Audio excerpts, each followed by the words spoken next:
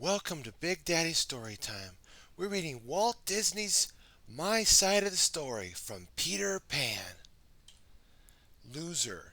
I'm always losing stuff. I don't know why. It seems like every time I put something down, I turn around and it's gone.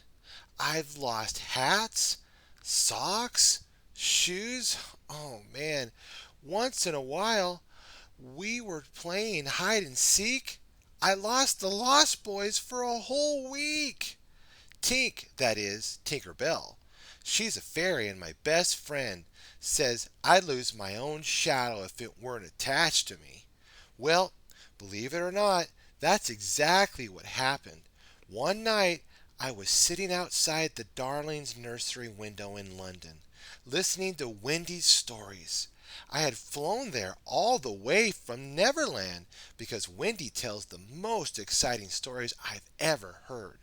Sometimes she brings her stories. Peter Pan was stalking a furious tiger through the woods. Or she says Peter Pan had just discovered the pirate's stolen treasure.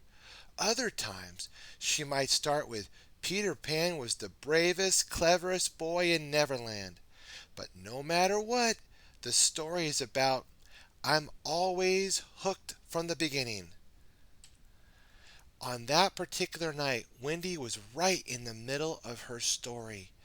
There, Peter Pan was on Marora's Rock, surrounded by 40 or 50 pirates, when suddenly a big person's voice called up the stairs, Wendy, stop telling those foolish stories to your brothers.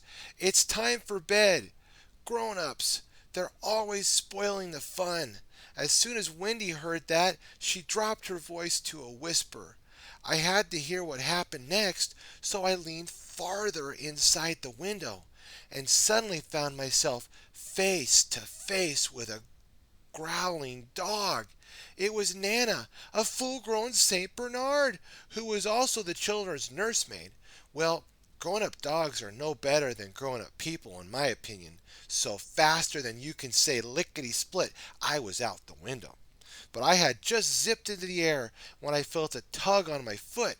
I looked back and saw that Nana had caught my shadow.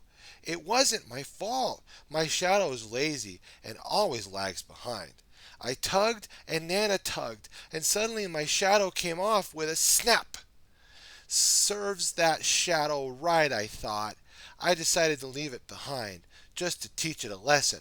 I flew all the way back to Neverland without it. But when Tink saw me without my shadow, she laughed so hard pixie dust came out of her nose.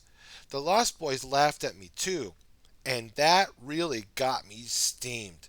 I decided I would get my shadow back the very next night.